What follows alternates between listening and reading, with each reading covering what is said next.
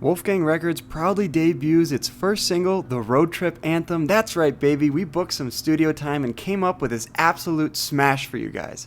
Rent got too expensive, had to leave LA. So I got into my car and I went away to the big estate. Playing poker every day. Going all in with these fish like I'm at an all-you-can-eat buffet. The road trip from Los Angeles to Austin, Texas begins. First stop, Gila Lone Butte. We called the room in advance and set up a meetup game, excited to see who comes out. What's up, you guys? We're here on our first stop of the road trip in Gila Lone Butte. We're hosting a meetup game here, already 2 tables. We're gonna hop into the action. Drop a like real quick on the video. I hope you guys enjoy the action here in Arizona. First and a note, we look down at ace 8 of hearts from the hijack. Early position raises it up to $12 and he gets 2 calls. I put in the call as well and we're going 4 ways to the flop. Flop's pretty good for us. It comes king 10-4 with 2 hearts. Obviously we have the nut flush draw, so when it checks to me, I go for a bet here of $20. Middle position now raises us to $60 and the other opponents get out of the way. I put in the additional $40 looking to turn a flush. Turn comes the 9 of hearts, bang, we turn the nuts. After going for the check raise on the flop, middle position now decides to slow down and check. No sense in me checking behind when we make our hand. I bet $100 into the $170 pot. Middle position thinks about it for a little while before ultimately putting in the call, so we're still heads up to the river. Looking for a non-heart, non-board pairing river in order to get maximum value here, but that's not what the dealer puts out. He puts out the 4 of hearts. Correction, we did not have the nuts on the turn. I guess queen jack of hearts would have been the nuts. However, we still have the ace of hearts in our hand, which is a very, very good hand. Middle position checks again to us, and with 370 in the pot, the opponent only has around 350 in his stack. I put them all in. Hold up, wait, here at Phoenix it's a $200 max bet. I just made a mistake. I have to take back my bet and put in $200, and now the opponent has extra information, knowing that I was willing to risk more money than the $200 bet that stands. Either way, the opponent finds a fold. Not sure if he would have called if I just would have said 200 instead of all in. I later asked him what he had, and he said he had 2 pair, so it's pretty doubtful he would have called my $200 bet anyways. Either way, nice to win the first pot of the night. On to the next hand. We then pick up pocket jacks with 820 in our stack. We're in middle position and the button straddles on. Under the gun pops it up to $20, and with pocket jacks, no sense in just flat calling. I 3-bet him to $60. Folds back to the under the gun position who puts in the call, and we're going heads up in position to the flop. Flop comes ace jack 5, bang, we flop a set. Opponent checks it over to us and we have this board pretty locked up. However, having middle set here, the opponent is going to have all the possible aces. For that reason, I don't go for the check back here like I might have in a couple videos ago. I put in $45 just looking to get some value, and sure enough, the opponent finds a call, going heads up to the turn. Turn comes the ace of diamonds, so not only do we fill up, but now if the opponent had any ace in his hand, he's feeling more confident as there's only 1 left in the deck. Opponent goes for an interesting line of leading into me here for around 1/5 the size of the pot. I'm not just going to call here. I need to get max value. I need to set up a river shove. I put him to the test and raise it up to $100. It's only $60 more to the opponent, and I don't really see any way that he's going to be folding here. Sure enough, he sticks in the additional $60 and we're off to the river. River is a pretty big blank. It comes a deuce of clubs. Opponent checks it over to me. He's done donk leading into me. Action's on me and he only has around $175 left in his stack. I put them all in. This time my all in is the right amount, $175. Pretty quickly though, he finds a fold, so we didn't get max value on that hand, but pretty happy that we turned jacks full. Everybody please like and subscribe to his channel. This is the best action. It's Calvin right here. If you see him in Talking Stick or here at Gila, you gotta say what's up to him. He's a great guy. Show him the mask. Show him the mask. Let's see it. Dang, look at that. Game, this guy's drippy. Nice to meet you, Calvin. Pleasure to meet you.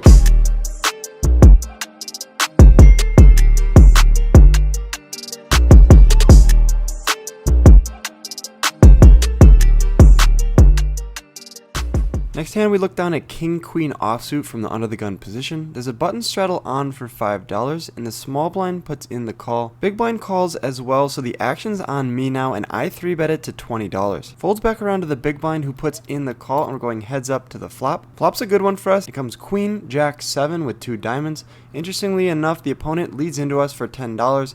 We're not going to be just calling here. We raise him up to $40, looking to get max value and charge the draws like the diamond draws and the straight draws. Opponent's not done with the hand just yet. He sticks in the additional $30 and we're off to the turn, which comes a 3 of spades. As big a blank as I've ever seen, the opponent checks it over to us, and now with $124 in the pot, I'm going to go for an almost pot-sized bet here of $100. The opponent has any queen. I expect him to be calling. Additionally, he's probably going to be calling with diamond draws and straight draws, so I might as well put him in a tough spot here. Ultimately though, he finds a fold, so we're going to take down that pot with our top pair king kicker. Next hand, we look down at ace-king offsuit from the small blind. Eddie, who's a vlog watcher who came out to see us, raises it up to $15 and the action folds back around to me. I 3-bet him to $45 and the big blind gets out of the way. Eddie's not done with the hand. He came here to play. $45 of his chips going in the middle and we're off to the flop. Flop's a bad one for us, but it could be good for our range. It comes queen, 3 deuce with 2 hearts. I go for a standard c-bet of $30 here into the $90 pot and Eddie finds a call.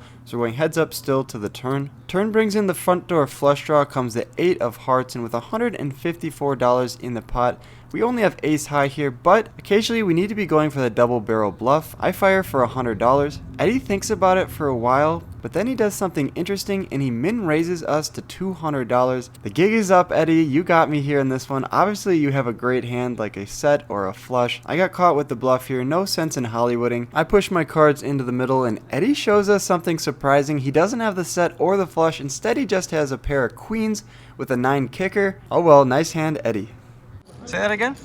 If I get a bluff through on you, I'm gonna buy the whole table drink. Dang. He's a table favorite, huh? Nice. Get him in the one. Yo. Man, my boy with the Cubans on. Hey. Yes, sir. Wettest people on the table. What's up? Here's Carlos here. Yo! What's up, dude? This guy's amazing. He just won a fucking monster pot. It's the gold chain. It's the gold chain. Gold chain. Yo, thanks for Watch the vlog. Thanks for coming out, man. I really appreciate it. 100%, bro. Yeah. Thank you for having me here. Yes, sir.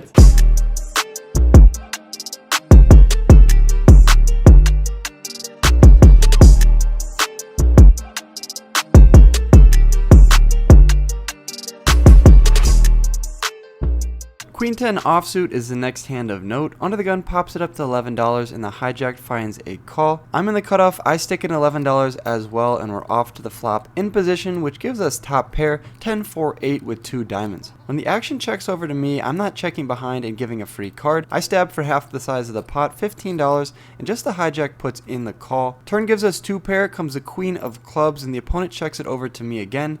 With $67 in the pot, I bet 35, just over half pot, and the opponent puts in the call as well, off to the river. River's not the best one as it brings in 6-7 and the front door flush. Opponent checks to me. I'm happy to get the showdown here with 2 pair. Opponent turns over a lesser 2 pair, so he probably would have paid us off for one more small street on the river. Just didn't want to get into a weird spot where he goes for the check raise and puts us in a tough spot. Either way though, we're taking down that $137 pot. This next hand's an interesting one. We look down at ladies from early position and I raise it up to $15. Get 3 callers here at our meetup, no shortage of action, and we're off to the flop. Flop's a good one for us. It comes Jack 9-6 with 2 diamonds. We have an overpair. There are 3 other opponents, so for that reason, I don't want to check and give people free cards. I bet $35. The middle position player now raises us up to $105. And even more strange, the small blind calls that $105 raise, even though that should be a very strong indicator that he has a good hand. Action's back onto me, and even with pocket queens here, I'm already feeling weird about this hand, but we can't fold pocket queens just yet to 1 raise. They might check behind on the turn and we'll get to a river. Who knows? I stick in the $105 and we're off to the turn. We need a very clean turn here. A lot of cards that we need to fade, and the 10 of clubs isn't one of those cards. Even though we block king queen, that is a hand that we're worried about. The front door diamond draw did brick off, but I don't expect the opponent to raise with that on the flop. We're expecting the small blind just to check it over to us, and then in turn we'll check it over to middle position, but that's not what happens. The small blind now decides this is a great card for him to lead out for. The max bet here in Phoenix, $200 into the $379 pot. This action is just getting way too strange and crazy for me here. I doubt my queens are good, even though I do have the open-ended straight draw. I don't like calling in these types of situations because there's 2 diamonds on board, so what do we do on the king of diamonds river or the 8 of diamonds river?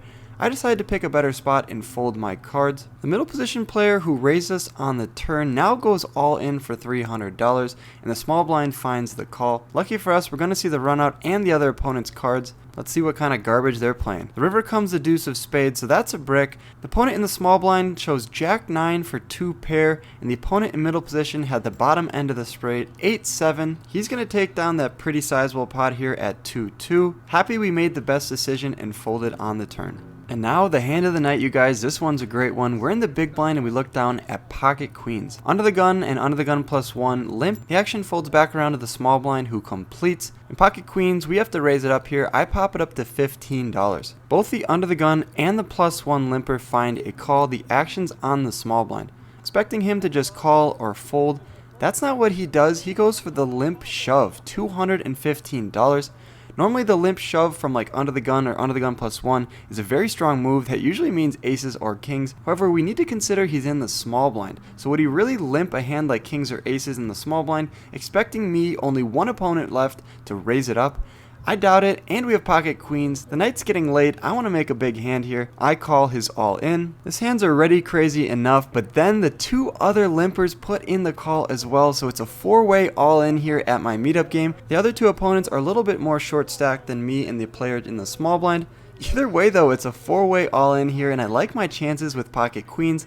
Please dealer, no king, no ace, and we're going to be feeling good about our hand. With around $700 in the pot, we're off to a run out here. Let's see what the dealer puts out on the flop. Flop's interesting. It comes king 8-3, an overcard to our queens. Turns out the opponent in the small blind was not all in. He sticks in his $7 and I snap call. Turn comes a 10 of hearts, and the river comes a jack of diamonds. The board's fairly connected, a lot of 2-pair possibilities, I guess. When the other players are reluctant to show, I turn over my pocket queens, hoping that I'm good. Opponent in the small blind turns over 8-7 offsuit. Player in the under the gun position shows ace-6 of spades, and the under the gun +1 just folds.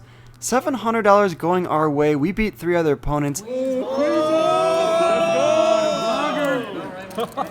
Queens hold. Spencer from the other table gets his cool shot of me stacking in the chips. We take down the last hand of the night.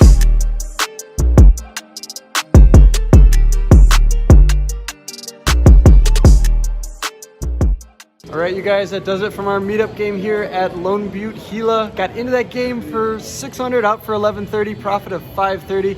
How'd the boys do tonight? I did pretty good. Made a couple hundred. Made 2,300 tonight. Woo, big winner. 600 bucks. We're gonna go get some sushi now with our new friends. If you guys like this video, be sure to hit the thumbs up button, subscribe if you're new, leave a comment down below. As always, good luck on the felt. I'll catch you guys in the next video. Peace. Thanks for watching to the end of my video. Click my head below to subscribe and stay in the loop. See you next time.